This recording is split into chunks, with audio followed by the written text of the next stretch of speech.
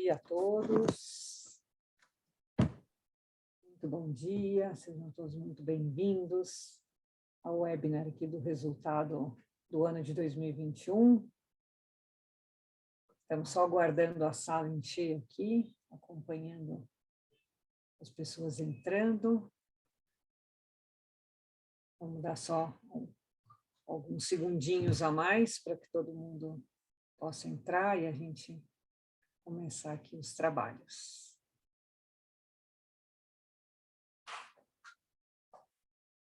Estou só aguardando aqui estabilizar o número de entrantes. Quem está entrando, muito bom dia, sejam muito bem-vindos. Sejam muito bem-vindas. Aguardando aqui um minutinho até estabilizar o número de entrantes na sala aqui do nosso webinar dos resultados do quarto trimestre. Muito bem, acho que agora deu uma estabilizada. Não, ainda não. Continua subindo o número aqui, só mais um minutinho. Bastante gente entrando.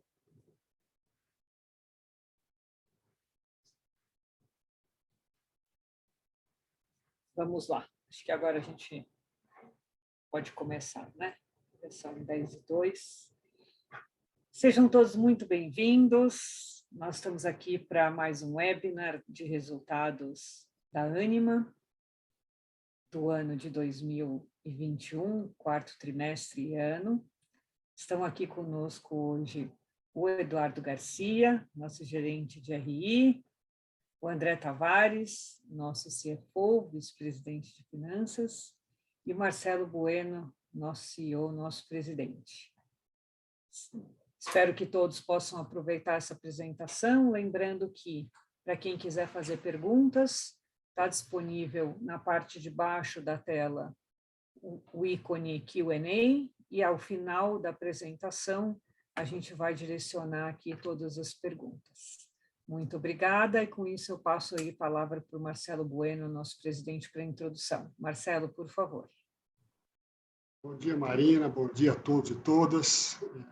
Muito bom estar aqui com você nesse momento tão importante, né? Um momento que nós esperamos tanto, né? O retorno aí à presencialidade, esperamos desde o final de 2020. Eu tenho sempre dito aí, quando posso, que nós lá, 4, 5 anos atrás, inspirados aí em movimentos aí de outros setores, em especial do varejo, e saiu daquela dicotomia entre venda online e venda presencial, como se fossem mundos apartados, escolheram na época o omnichannel. Nós, naquela época, escolhemos a educação híbrida, né? Achávamos que no futuro o estudante iria escolher como um joystick quando é que ele quer usar a tecnologia na sua relação de educação individual, né? Que achava que no futuro seria assim. Também iniciamos, há 4 anos atrás, uma viagem de transformação digital, uma caminhada de longo prazo de transformação digital, saindo do modelo convencional de organograma para um modelo por squads, com metodologia ágil. Esses 2 movimentos nos possibilitaram que, naquela sexta-feira, 13 de março de 2020, nós conseguimos colocar em 5 dias nossos mais de 145 mil estudantes na época, para que estudassem em casa, em segurança, recebendo educação de qualidade. Nos preparamos para o retorno, como eu falei, desde o final de 2020, não voltamos, foi uma decisão correta, aí achamos que íamos voltar após o Carnaval de 2021, veio a segunda onda, nós nos preparamos e agora retornamos no modelo em rotações por estações aí, desde 7 de março. É um momento mágico. Alguns acharam que tudo ia virar EAD, não é verdade. Aquele presencial também, que era pré-pandemia, nós achamos que ele não será igual aí após a pandemia. Nós estamos preparados para esse momento, um momento muito importante. Com essa mensagem que o nosso ecossistema, depois de termos feito aí vários movimentos, dentre eles o movimento transformacional, que é a aquisição dos ativos da Laureate e a sua integração ao ecossistema Ânima, formando, assim, o maior ecossistema, a maior rede de educação de qualidade do ensino superior brasileiro. Com essa perspectiva, nós optamos, já falamos nos últimos calls, em já apresentar, desde o primeiro momento, as DREs integradas, a companhia integrada, para que os senhores e senhoras possam já ter noção do que é essa companhia, do poder de geração de valor, da disciplina de entrega de resultados de uma companhia que vem aí colhendo sinergias, transformando vidas e ajudando centenas de milhares de jovens a realizar seus sonhos. Então, com essa mensagem, eu inicio aqui o nosso call de resultados. Peço ao Edu Garcia que bote aí a nossa apresentação. Aqui estão os nossos destaques, já numa companhia integrada, então, com mais de 321 mil estudantes, uma receita forte, aí, receita líquida de 2.651 milhões. E aqui eu queria falar do EBITDA já da companhia integrada aí de 802 milhões, um EBITDA que gera uma importante geração de caixa livre. Esse é um ponto que eu quero sempre colocar aqui, que através da geração de caixa nós vamos desalavancar a companhia. Claro, temos outras agendas aqui de desalavancagem, mas é através da geração de caixa que nós vamos perenizar a nossa Ânima. Então, margem também, EBITDA, ganhando margem aí num período de dificuldades com a pandemia, dificuldade econômica. Então, nós estamos aí disciplinados, uma companhia que vem aí cada vez mais robusta. Eu tenho dito que não é um momento para comemoração, e sim um momento para uma pandemia, não se pode comemorar, mas sim temos que olhar com orgulho esse resultado e olhar para frente com disciplina e entrega de mais resultados aí. Importante falar aí a nossa vertical de medicina, a Inspirali, como um grande destaque também, alcançando aí aproximadamente 10 mil estudantes, 1.742 vagas adicionais, e a aliança estratégica com a DNA Capital, que foi anunciada aí em novembro do ano passado, e agora, essa semana, nós concretizamos o fechamento dela. Também, os senhores devem lembrar, no dia do anúncio da transação com a Laureate, nós colocamos lá 5 avenidas principais de sinergias. 3 delas nós demos um guidance, depois revisitamos esse guidance, e 2 delas nós colocamos que seriam upsides importantes. Um deles é o management do ticket e da receita, e o segundo é o ensino digital, que veio um ensino digital robusto. Nós estamos aprendendo com ele, que se confirma como uma importante avenida de crescimento, uma porta de entrada para o ecossistema Ânima, um mercado que não vinha sendo atendido pela Ânima até então, que agora passa a ser atendido e que pode, sim, oferecer educação de qualidade no digital, com um importante resultado nisso.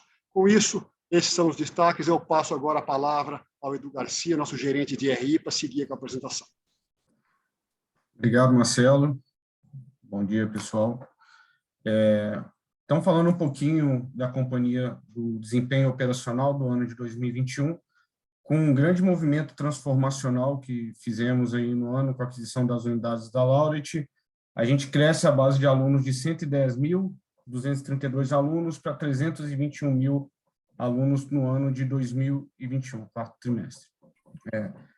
Boa parte desse crescimento está relacionado justamente à aquisição, como a gente vem destacando, e a gente cria aí uma nova avenida de crescimento, como bem destacado pelo Marcelo há pouco também, que é o nosso ensino digital. Como a Laureate veio com um EAD bastante robusto, a gente já demonstra aí um crescimento forte do terceiro trimestre para o quarto trimestre, e a gente finaliza com 75.700 alunos de graduação no ensino à distância. Outro ponto que é importante a gente destacar também na questão de alunos, quando a gente avalia, é justamente a evasão. E quando a gente olha a evasão do quarto trimestre 20 versus o quarto trimestre 21, a gente teve um aumento de 1,1 pontos percentuais, explicado majoritariamente pelos ativos que vieram da Laureate, que apresentam uma evasão um pouco maior do que o do que já estava no ecossistema Ânima anteriormente. A gente já demonstrou isso no terceiro trimestre, e hoje, se a gente compara as mesmas unidades antes da aquisição da Laureate, a gente teria uma redução ainda de evasão no quarto trimestre 20 quanto quarto trimestre 21, também em 1,1 pontos percentuais. Então, é importante deixar essa mensagem aqui também de que a evasão é algo que vem sendo bastante controlada e é uma oportunidade para a gente trabalhar nos ativos que foram adquiridos da Laureate ainda. Outro ponto que é importante a gente destacar também nos resultados, em que a gente começa a trabalhar aqui de forma um pouco mais conciliada agora, são no que se refere ao ticket. Então, quando a gente vê o ticket do ano contra ano, ele teve um leve crescimento no quarto trimestre de 21, de 1.010 para 1.024. Quando a gente inclui as unidades adquiridas da Laureate que apresentavam um ticket um pouco inferior ao que a gente trabalhava na Ânima, a gente vê uma redução desse ticket ano contra ano. Quando a gente avalia unicamente o presencial completo no ano de 2021, a gente conseguiu mesmo assim manter a base do ticket líquido estável, mesmo com as aquisições da Laureate nesse período. Outro ponto importante que para a gente destacar do ticket é o crescimento que a gente vem demonstrando desde o segundo trimestre do ticket do EAD. Tá? Aqui vale ressaltar que a importância desse ticket crescendo e conciliado com o aumento de volume também demonstra uma oportunidade de crescimento do EAD, como a gente já vinha caracterizando como uma alavanca para o ano de 2022. O crescimento do ticket do EAD se deve principalmente por expansão de portfólio e esse mix aqui no quarto trimestre, e a gente vai acompanhando isso de perto aí ao longo dos próximos ciclos. Passando agora para a qualidade acadêmica, nessa visão aqui a gente tentou demonstrar para vocês, trazendo a informação que já foi divulgada em 2019 do IGC. Infelizmente, a gente não recebeu as informações com microdados atualizados de 2020 ainda para a gente conseguir atualizar esta visão. Então, a gente trouxe um novo dado que estão relacionados aos conceitos de cursos, que foram aqueles cursos pedidos desde 2018 até agora e que já contavam com a metodologia implementada do E2A, em que a gente vem demonstrar que, além da eficiência operacional demonstrada com ele, também ele vem sendo reconhecido pelo MEC como um curso de bastante eficiência de qualidade também. Então, a qualidade dele vem sendo ressaltada, tanto que 94% dos 375 cursos solicitados desde 2018 apresentaram nota do conceito de curso de 4 e 5, e apenas 6% ficaram com nota 3, nenhuma abaixo disso. Então, reforça a nossa qualidade sendo avançada também nessa questão da implementação do modelo E2A de forma bem sucedida. Com isso, eu passo a palavra para o André Tavares, nosso CFO, para falar um pouquinho com vocês sobre o desempenho financeiro. Ok, Edu, obrigado. Bom dia a todos. Mais uma vez, uma honra e um grande orgulho estar aqui para falar sobre os resultados da Ânima, fechando esse ano, né, que foi um ano tão especial e tão transformacional para a nossa companhia, né?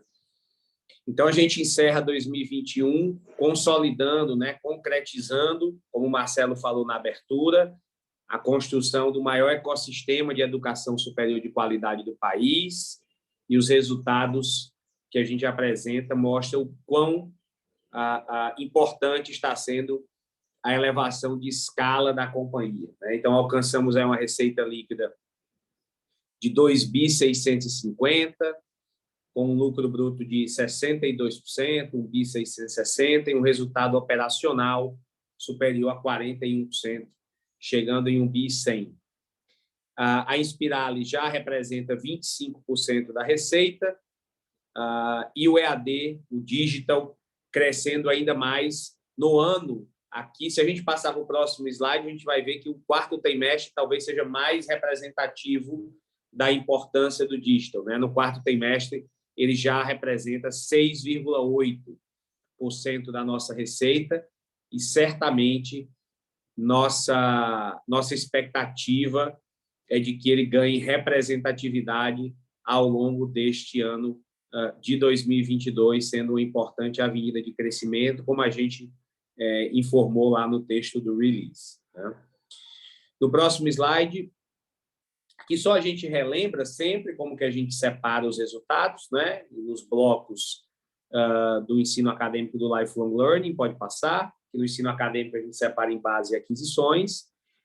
E aqui a gente tem, primeiro, um destaque muito grande para o bloco de aquisições, que é o bloco que está aqui embaixo, na cor rosa, chegando numa margem operacional de praticamente 50% e sendo o principal o fator que provoca o nosso crescimento, né? Tanto de receita líquida como de resultado operacional, os ganhos de sinergia.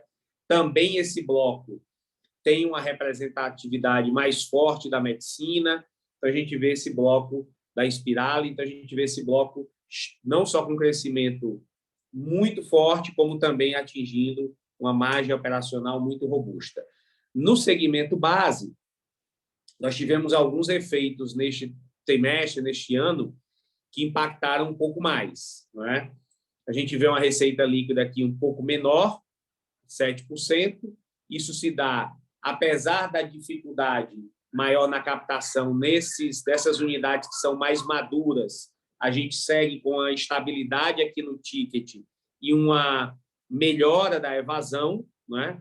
Porém, a gente tem uma menor base de alunos e também nós tivemos um efeito que está bem detalhadamente descrito no release, de uma reclassificação da linha de descontos financeiros, que influencia especialmente esse bloco base. Um outro fator que também influenciou o bloco base foi a PDD, a gente vai falar um pouco mais sobre ela lá na frente, mas também a harmonização dos critérios de PDD, da metodologia de PDD, das unidades integradas, as que já vinham com a Ânima, das em integração, e a metodologia que prevaleceu, vamos dizer assim, está mais próxima do que era praticado nas unidades em integração, ela acaba sendo uma metodologia mais prudente, uma metodologia mais conservadora, e isso teve um impacto na PDD, especialmente no bloco base, neste ano.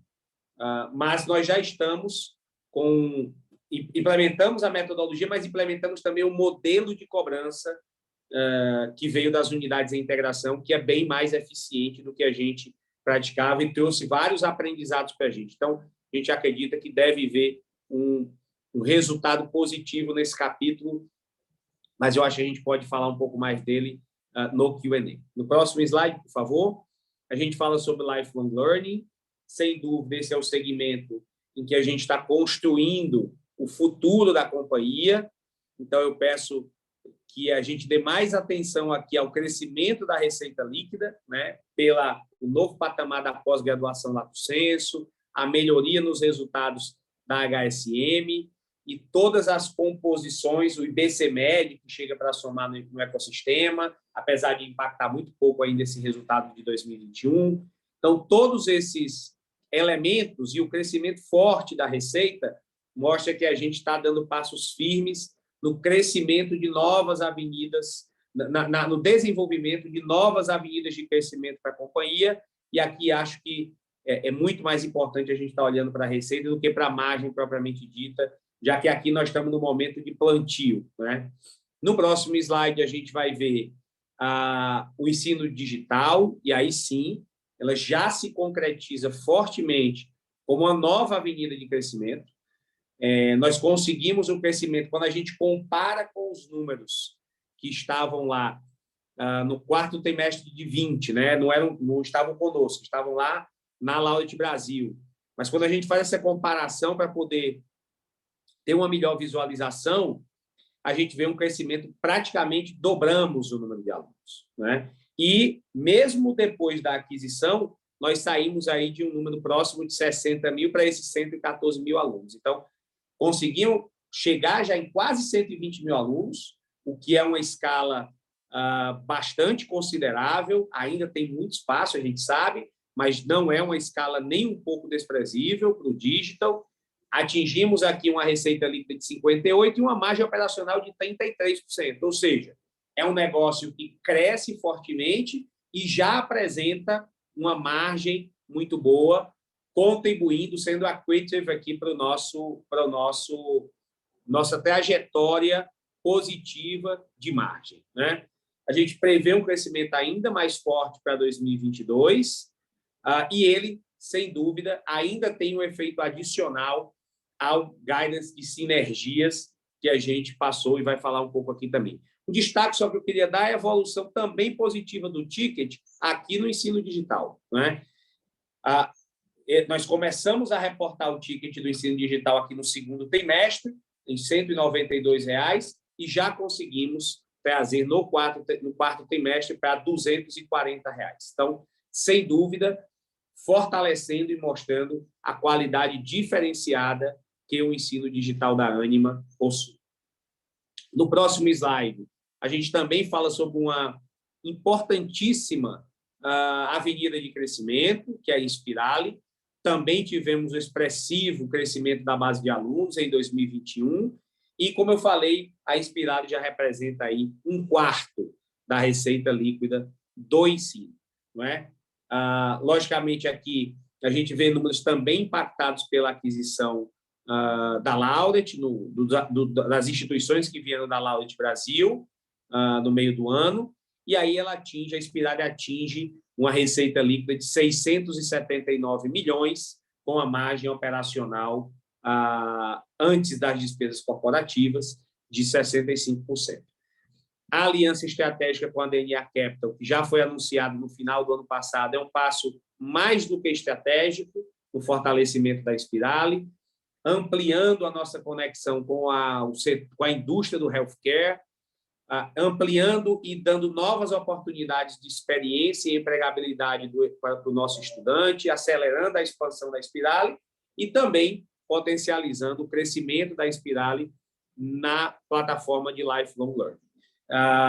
O closing dessa operação foi anunciado em novembro de 2021, está previsto exatamente para esta semana, agora no dia 31 de março, tão logo nós tenhamos a aprovação desse negócio na Assembleia, que está marcada para amanhã, na nossa Assembleia Geral Extraordinária, que está marcada para amanhã. Bom, aqui a gente vê o crescimento que já aconteceu, tanto de base de alunos como de vagas anuais. A gente tem um CAGR aqui já superior a 120%, tanto no número de alunos como no número de vagas, e ainda projetamos para os próximos anos um crescimento expressivo das vagas que ainda devemos obter. No próximo slide, a gente fala especialmente sobre as sinergias. Esse é um capítulo que eu diria um capítulo de destaque à parte desses resultados de 2021. Como todos sabem, nós, quando realizamos a aquisição da Laureate, anunciamos a aquisição das instituições que formavam a Laureate Brasil, nós viemos, num primeiro momento, divulgamos uma expectativa de EBITDA incremental de 230 milhões, lá no ano 5, e depois que conseguimos entrar, depois de todo o trabalho que o nosso escritório de transformação e integração, o ETI, fez, trabalho extremamente granular de identificação e organização do processo de captura de sinergias, nós atualizamos esse valor para um EBITDA incremental de 350 milhões de reais no ano 5 pós-integração, ou seja, no ano de 2025, né? E com muita confiança, né? Com muita confiança no futuro, nos enche de confiança anunciar o que a gente já conquistou, né? Que após apenas 7 meses de integração, a gente já conseguiu capturar aqui mais do que 78 milhões de reais de sinergia, o que, anualizando, dá um efeito de 134,9 milhões. Isso é quase 40% das sinergias que nós anunciamos para o ano 5. Ou seja, e como nós dissemos aqui, as sinergias trazidas pelo ensino digital nem foram consideradas aqui nessa conta na época que a gente fez, que a gente deu esse prognóstico aqui de captura de sinergia. Então, sem dúvida, a integração das unidades que vieram da Laureate segue a passos firmes e rápidos para que a gente, cada vez mais, como já acontece há algum tempo, tenha uma única companhia, uma única ânima e consiga efetivamente capturar as sinergias que nós que nós previmos no passado.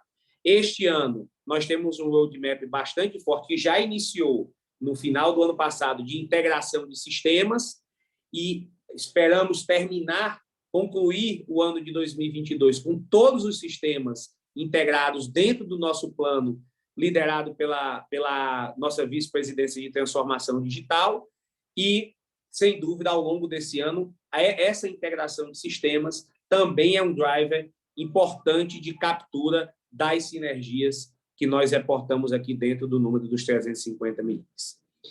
No próximo slide, então, a gente vê o efeito total dessas iniciativas, um crescimento aí do EBITDA de 375 milhões para 802, mas eu diria que tão ou mais importante do que isso é o crescimento, é a evolução da nossa margem, né? Saindo de 26,4% para 30,3%, superando a marca dos 30% de EBITDA ajustado, tendo uma evolução de praticamente 4 pontos percentuais aqui em 2021. No próximo slide, a gente consegue ver a nossa evolução e a mudança de perfil do nosso CAPEX. Claramente, nos 3 ou 4 anos atrás, a gente tinha um CAPEX muito mais focado em obras e benfeitorias, com o amadurecimento dos nossos campi e com a decisão estratégica de priorizar o movimento de transformação digital, a gente vê uma mudança no perfil desse CAPEX, né? Então, hoje ele é muito mais concentrado na área de sistemas e tecnologia, nos diversos pilares do nosso processo de transformação digital. Mesmo assim, com esse incremento importante no processo de transformação digital, a gente vê uma trajetória decrescente de CAPEX em relação à receita líquida, ou seja, vimos um ganho de escala bastante perceptível aqui, com o CAPEX saindo de 8,5% da receita em 2020 para 6,8% agora em 2021. Finalizando aqui nossa apresentação, a gente fala também, eu diria, de um destaque muito significativo desse nosso resultado de 2021, que foi a forte geração de caixa, né? Tivemos uma geração de caixa livre aí de 638 milhões, chegando a praticamente 80% de conversão do EBITDA ajustado, e isso claramente também nos reforça a solidez financeira da companhia e nos enche de confiança também para que a gente consiga enfrentar, não é, o processo de ganho de margem, o processo de geração de caixa adicional e, por consequência, o processo de desalavancagem da companhia. Tanto é que aqui vocês podem observar, todos sabem, na penúltima barrinha aqui desse gráfico, que nós estamos com o programa de recompra aberto. As ações hoje estão no nível muito abaixo do que estavam no último follow-on que a gente fez, e a gente acredita, assim como aconteceu logo depois do primeiro follow-on, que foi feito em janeiro de 2020, em que nós geramos bastante valor para o nosso acionista no programa de recompra, também acreditamos que esse programa de recompra que está em vigor também deverá gerar bastante valor para o nosso acionista, reforçando a nossa confiança no futuro da companhia. Portanto, essa geração de fluxo de caixa traz no próximo slide uma posição de caixa que eu diria confortável, mas com um cenário de alavancagem ainda desafiador, não é? A gente fecha com uma alavancagem pro forma de 4,5 vezes, ainda bastante acima do que seria um nível confortável, mas dentro do nosso plano de geração de caixa, de desalavancagem. O próprio movimento, já anunciado com a DNA Capital, trará essa alavancagem para 3,2 vezes, né? Hoje, nós temos uma dívida líquida ajustada aí de praticamente 3,3 bi, e estamos muito atentos, muito comprometidos e priorizando a nossa agenda de alavancagem, seja pela evolução de nossas margens operacionais e pela geração de caixa, como a gente apresentou aqui, seja pela realização de novos desinvestimentos, aliados ao que a gente já fez em 2021, e estamos muito atentos para oportunidades que tragam geração de valor para o nosso acionista, para a nossa companhia. Com isso, eu concluo aqui os principais destaques dos nossos resultados e devolvo a palavra aqui para o Marcelo, para ele fazer as considerações finais dessa primeira etapa e a gente poder ir para o Q&A. Obrigado, André. Com mensagem final, eu queria reforçar aí que estabelecida a nossa pauta prioritária de desalavancagem, né, o aumento contínuo da nossa geração de caixa e a permanente avaliação aí dos nossos ativos, sempre visando a geração de valor, são os meios para assegurar aí a crescente solidez de nossa companhia. É aqui, destacando, colocando essa prioridade, né, e transmitindo que estamos estudando todas as alternativas e a Inspirali é um excelente exemplo de iniciativa extremamente bem-sucedida nesse sentido. Também é importante dar aí mais destaque ainda que o ecossistema Ânima, como a maior rede de educação superior de qualidade do Brasil, está focado e ainda mais preparado para continuar a fazer a diferença, e em especial nesse momento único, fazer a travessia para a educação híbrida, com o retorno presencial diferente, já iniciado agora em 7 de março de 2022. Uso de tecnologia para melhorar efetivamente a relação ensino-aprendizagem e não apenas para reduzir custo. Eu queria agradecer a todos a confiança em nós depositada, confiança de toda a equipe de gestão, de nosso conselho de administração, dos conselhos e comitês, saudar mais uma vez nossos sócios da DNA Capital, que estrategicamente escolheram a Inspirali como plataforma diferenciada de educação médica. Faço uma pausa aqui, mando um abraço aí ao Tayan e família. Nesse final de semana receberam o Nicolas, segundo filho aí. Um grande abraço a vocês, sejam bem-vindos, Nicolas. E um abraço ao Guilherme Soares, CEO da Inspirali. Saúdo aqui para terminar, Marina, André, Estéreo, Edu, todos da equipe de TI que viabilizaram essa experiência, todos os nossos investidores e investidoras, nossos sócios e sócios, e desejo uma excelente semana e um bom dia. Abro agora para Q&A. Obrigada, Marcelo. Obrigada a todo mundo aqui. Vamos lá para o Q&A, a gente já tem algumas perguntas. André, eu vou direcionar para você, e eu vou juntar aqui duas perguntas de duas pessoas diferentes, porque eu acho que elas são sobre o mesmo tema, tá? Então, o Ian Seskin, do BTG, Ian, obrigada por prestigiar, obrigada pela tua presença e pelas perguntas. O Ian pergunta como andam as iniciativas de liability management e se a gente deve esperar algum novo desenvolvimento em breve. Ao mesmo tempo, o Carlos Herrera pergunta, para 2022, se o foco da companhia será aumentar as sinergias e desalavancar a companhia, e qual que é o patamar de dívida líquida e EBITDA que a gente julga ser o ideal. E aí, depois, a Beatriz Shine acabou de entrar aqui também, no mesmo sentido. Poderiam, por favor, dar um update sobre o processo de desalavancagem da empresa. Então, se você puder começar falando de desalavancagem, André, a gente já responde essas três pessoas nessa parte da pergunta. Ok, Marina, obrigado. Obrigado ao Ian, obrigado ao Carlos Herrera e obrigado à Beatriz pelas perguntas. Ian, nós estamos bastante focados nesse processo de liability management.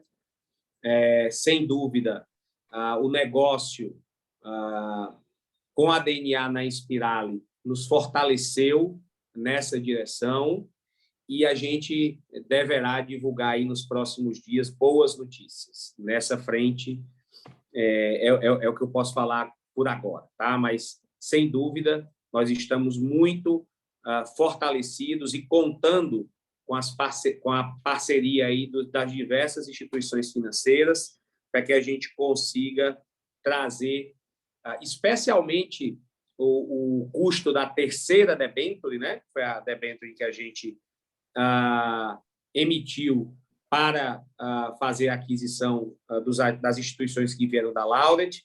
Nós estamos aí bastante comprometidos na redução desse custo e eu acredito que a gente deve, num curto prazo, trazer boas notícias nessa frente. Com relação ao cenário de desalavancagem, a gente olha internamente para a desalavancagem, que é uma forte prioridade nossa, né? E um consenso aqui dentro mas a gente olha especialmente em 3 grandes blocos. O primeiro bloco é a geração de caixa operacional, não é? E eu acredito que em 2021 a gente conseguiu ter bastante sucesso nessa frente. Essa é a frente, uma frente importantíssima e contínua e recorrente, que funciona como fonte de desalavancagem da companhia. Do outro lado, nós temos algumas operações de desinvestimento, realizamos algumas em 2021, como lá o Sale and Leaseback dos Campi, da Uniriter, como a venda das escolas internacionais para o Grupo Baema, e temos outras iniciativas que também estão em curso e estão em negociação. Logicamente, como esses processos, como é próprio desses processos, envolve um certo nível de sigilo negocial, mas a gente espera também, num curto espaço de tempo, dar notícias ao mercado desses movimentos de alguns desinvestimentos. E o terceiro bloco são operações, eu diria, de geração de valor para a companhia, olhando para o futuro, para a sustentabilidade e para a perenidade da companhia, mas que também trazem como efeito colateral uma redução da desalavancagem. E aí eu chamo a atenção para o negócio com os nossos sócios da DNA Capital na Inspiral, né? Que é um negócio que fortalece as bases de crescimento e a sustentabilidade, a perenidade da companhia, mas também trazem um efeito extremamente positivo na redução da desalavancagem. Então, se a gente olhar para essas 3 frentes, apesar de nossa alavancagem ainda estar no nível alto, nós estamos mirando aqui algo muito mais próximo ali de 2 vezes, mas estamos bem confiantes de que, focando nessas 3 frentes, a gente conseguirá, com alguma rapidez, chegar muito próximo do nível que a gente acredita ser o mais confortável. Obrigada, André. Super obrigada. Tem várias pessoas também, André, eu vou juntar, perguntando sobre a PDD, tá? Então, o Ian Siskin perguntando o que causou o nível mais elevado de PDD nesse trimestre e o que a gente pode esperar para 2022. Só um minutinho. O Caio Moscardini perguntando, vocês podem comentar um pouco mais sobre a PDD, vocês falaram no release que esperam melhorias ao longo de 22, qual o nível de PDD que a gente pode esperar para esse ano? O Renan Prata também, bom dia, pessoal, comentar um pouco sobre a perspectiva do PDD para 22, por favor. Se no 3Q 21 vocês fizeram uma reversão e agora no 4Q um incremento, se puder comentar o impacto no último TRI. E o Vinícius Figueiredo também, acabamos vendo um salto nessa linha durante o 4º trimestre. Queria entender exatamente o que levou a esse aumento e o que a gente pode esperar para os próximos trimestres. Ok, Marina. Obrigado ao Ian, ao Caio, ao Renan e ao Vinícius pelas perguntas. Sem dúvida, nesse quarto... Primeiro, é importante que no setor de educação superior, a gente olha a PDD muito mais em bases semestrais ou anuais do que em trimestrais, dado que o nosso ciclo, né, de pagamento de mensalidades e renegociações é um ciclo semestral. Então, ele é muito mais compreensível, eu diria, muito mais estável se a gente olhar o semestre ou o ano. E aí a gente teve 2 efeitos principais agora no 4º trimestre, que são oriundos de uma harmonização de processos, procedimentos e boas práticas entre as unidades integradas, as que estavam na ANIM, e as unidades em integração que formavam a Laureate, né? No primeiro momento, a gente teve uma metodologia de PDD mais conservadora, eu diria, não é? E isso foi...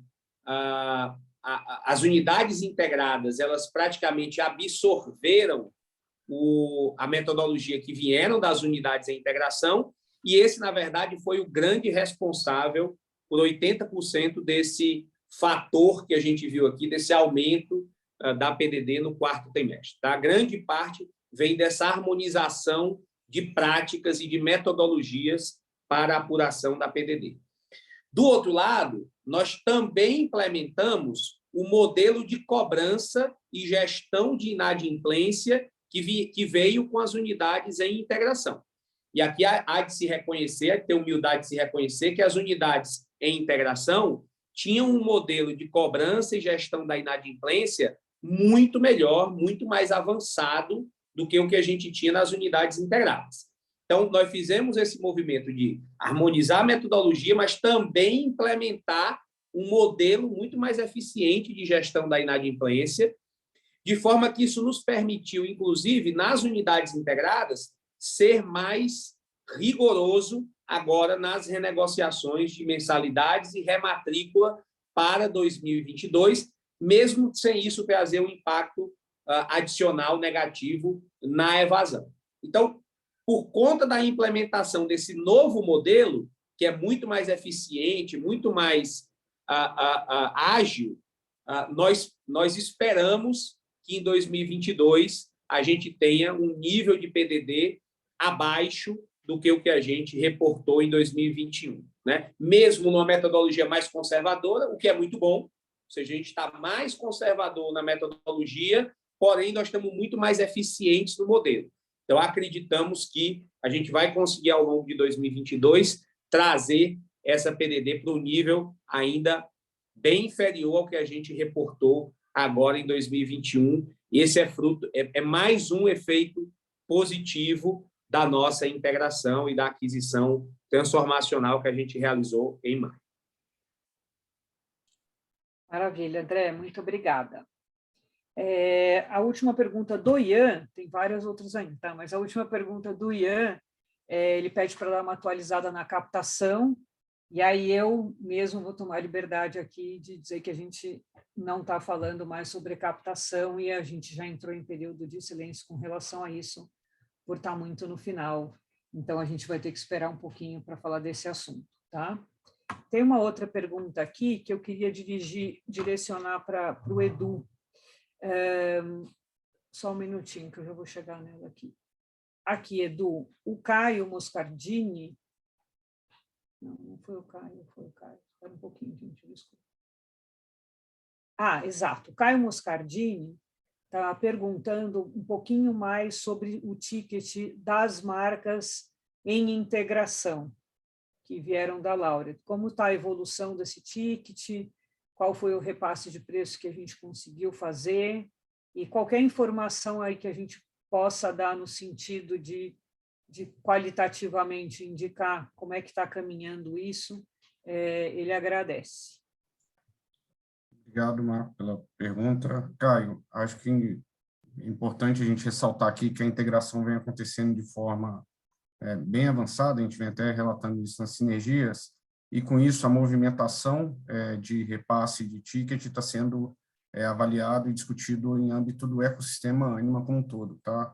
Como o Marcelo próprio disse há pouco, a gente não está separando os resultados de Laureate, Ânima e outras visões do tipo, porque agora para a gente é uma companhia apenas.